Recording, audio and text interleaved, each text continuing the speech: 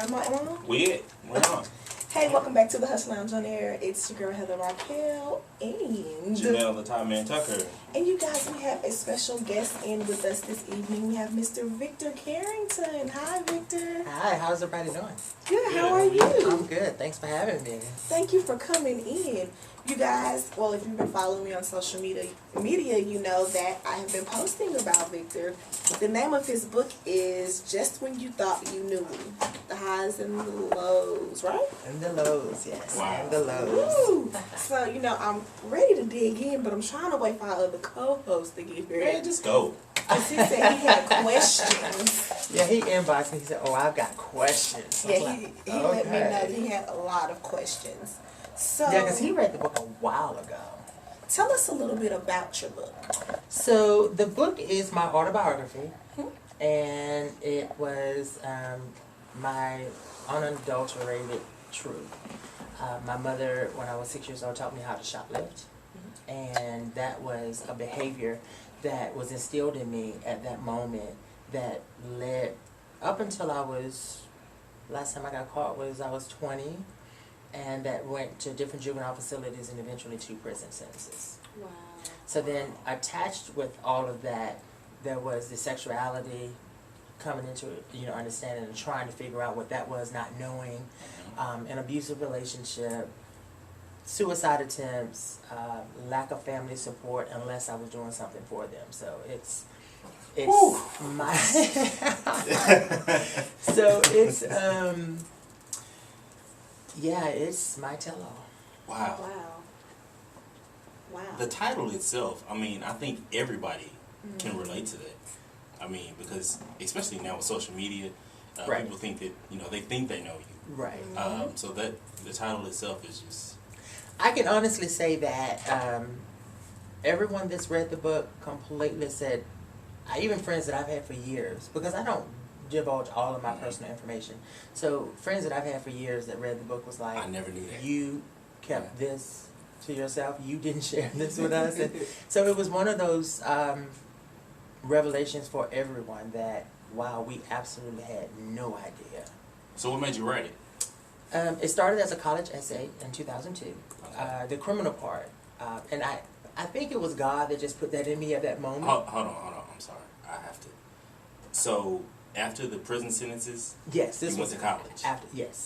After the prison, I've earned 2 degrees. Okay. Just purchased my 3rd home. Wow. God has been really good to me. I've worked for #1 companies in the world in their field, global companies. Okay. So I've had opportunities that completely blew my mind. Of course, still get held back from some things because of it, but my opportunities have been really blessings. Okay. I'm sorry I cut you up on No, that's I okay. heard college. I was like, whoa, he said 2 prison sentences. Right, and that right in there college. is a testament that anyone can go to school. Exactly. Yes. Of course, it costs. My first degree was a 2-year degree, and I wrote that strictly on Pell Grant. So anyone can get that as long as you're not. If you have a drug charge, I think they don't get Pell Grants for drug charges. But then my Shaw University degree was all loans, which I was happy to be able to pay off. But Wow. that was it was a sacrifice that I made because I knew it was something I wanted to do. So my English professor, while I was at the community college, we went in there one day and it was just a complete turnaround from the normal class, and she had all these topics on the board, and she said, you all have to choose one of these topics to write a paper about. And the only topic you could not fictionalize was the occurrences in the life of. And I, at that time, didn't know why I chose it, because also during the time I was in Virginia, I was doing everything I could to hide the fact that I was a convicted felon because it was so hard to get a job. And, Exactly. so I chose that topic. And I wrote about it, and she gave me a D. What? Because she thought I plagiarized it. Wow. I had to show her proof that I had been incarcerated. And literally her jaw hit the floor and she fell back in her chair. She could not believe it. Of course, she upped my grade to an A. Yeah. But it was, are you kidding me? Because this isn't who I see before me, Yeah. So I'm happy that people don't see that in me. True I really story. am. He's Exactly. living, walking. Wow. I don't look like what I've been through. Exactly. Right, definitely that. And have you guys read the book? No, Jay didn't bring it to me. Okay, well I've got copies for you guys. So when you read the book, I will say the book is not for the prude. Okay. The book is, I didn't fluff it. I just dove straight in. It's a short read, and I don't know if you checked the reviews out on Amazon when you went out there to look at it, but all the reviews are absolutely amazing. Everyone said this is a really good Can't book. wait to dive in, because when I was reading it on Amazon, I was like, I want to read the book, JD, where's the book? You've been trying to get it to me for a week. You have your own book, so. Thank you. But yeah, so the book started as an essay, and after I did the essay, a friend of mine read it and said, "Oh, you need to go back and fill in the blanks." I said, "Oh no, I don't want to," because at that time I was sitting on all the stuff that happened. I said, "Oh, I'm not ready to share that," So one day, for kicks and giggles, I was cleaning off my desktop and I saw it, and I opened it up and just started filling in, printed it out. Within probably 5 or 6 days, it was done, printed it out, and I read it, and it scared the living daylights out of me when I read it. Wow. I said, "Oh, I can never put this out, never." So I mailed it to myself just to get it out of my hands, and I still have that unopened envelope today. This was back in 2002. Wow.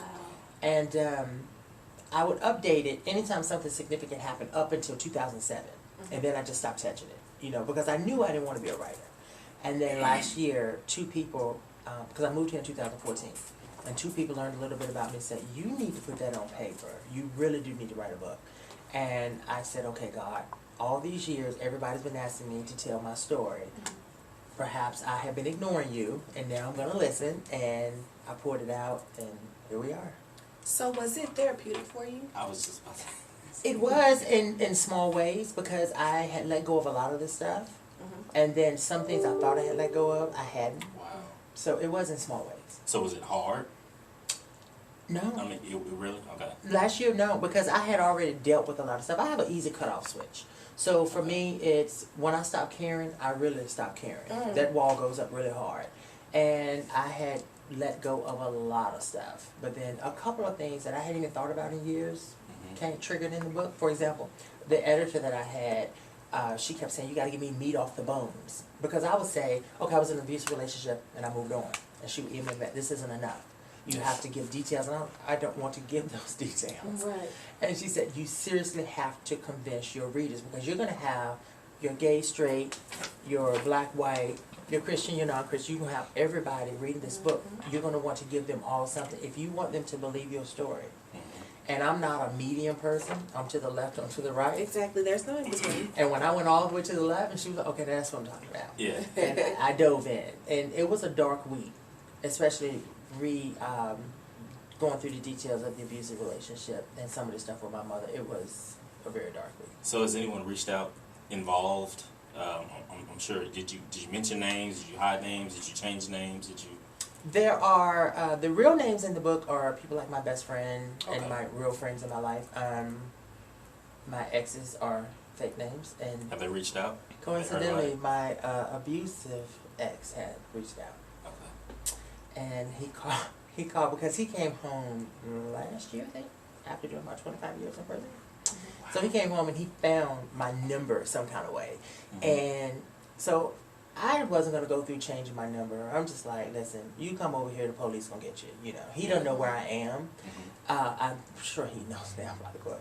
But he called me to say, "I saw you," because he had been Googling me, and he said, "I saw this book," and he was like, "Am I in it?" And I said, "Of course you're in it. Why wouldn't you be in it?" And he said, "Did you use my name?" And I said, "No." And he said, "Okay, well, that's fine." And then the next day he called, "When do I get my check?" What I check? said, "What check are you talking about?" Wow. "You told my part in your book, I get a check." I was like, "Goodbye." No. It's It's your your part. part. I didn't use your name. Right. I was like, "Goodbye." So, Wow. yeah. So, how did you deal with depression? With the depression that led to multiple suicide attempts? I ate uncontrollably. So my first suicide attempt, I was, I think I was 12 or 13. What? I took, and that was because, not really knowing, but my family, it was my 2 sisters and my mother. My dad and my mother split when I was 6 years old. And I hated my dad. He was very abusive to my mother. I literally hated him. And so I was happy when they split. But we went with him every other weekend for about a year. And when that ended, I was so excited. And so I wasn't good to my mother or my sisters unless I was doing something for them. I was the one that had the heart. I mean, at 11 years old, I'm coming out of the store with big boom boxes and, you know, big boxes of china, and I had the heart. I was fearless with that. Yeah. So I began to feel really alone. I didn't have a lot of friends growing up, and then my first was I was really by myself and felt really alone, and I just wanted to end it all. And I went and boosted some Tylenol, 2 big bottles of Tylenol. I went upstairs in the bathroom, and I had drank as much water as I could, swallowing pills to the point that I just couldn't. So I just chunked them all up and started eating the Tylenol because I just wanted it to go At away. 12. At 12. So what happened? I got to the top of the stairs, and that was the last thing I remember. I woke up, I was at the bottom of the stairs, and just sick as a dog. And my mother put me on the sofa, didn't ask what happened, what I did, or if anyone knew anything about it. And she put a trash can beside my head, and that was it. Lord Jesus. So God was clearly with you. Clearly. Clearly. Clearly. Clearly. Wow. You guys, Jay. Man. So You gotta before we warn me get- about stuff like this. Before we get too deep, let's go ahead and take a break. Because we're about Man, to, woo, say, Drown boots. we're about to drown. We're getting so deep. If I can find what I'm looking for, I can't. Y'all, I'm so over this. Hey, How are you? listen. I'm gonna let y'all welcome, know. JD. Hey, what's up, bro? Oh, Nothing that's much. right there. Miss you, man. Missed you. Yeah, taking care of family, man. I You know. want to give your introduction before we go to break? What introduction? You Say y'all. got theme music or something? I'm just saying, like Like you I ain't been gonna gone, tell you no been shit. gone for 2 weeks. Hey, that's We gonna build up our empire and everything. You been gone, you know. I was we done taking care of my took- grandparents. we done took Let over. that- I love the grandparents. I really do love the Yeah, that grandparents. picture with him, the ball. Man, he kicked it. But so you got theme music, you got a band. Nah, you no, got, actually, I just anybody you from know, behind you. because you know JD is great. Yeah, that's what So- I'm saying. Like, Always great. Just be great, boo. Be Just great. But look, I'm here. Traffic, y'all listen. They need to Hey, change 5 yeah, o'clock tell- traffic to. Yeah, you should have told me I So- needed a helicopter to lift me in here today. yeah, man. And then look, sorry. it's getting hot outside. And I told y'all people walk around here look like baby swimming pools and stuff. So they need to. You know what? I'm just gonna go ahead. Well, you said my introduction. He's here. Yeah. But let me play this song because obviously. Oh, my goodness. This is Bob. This is Bill.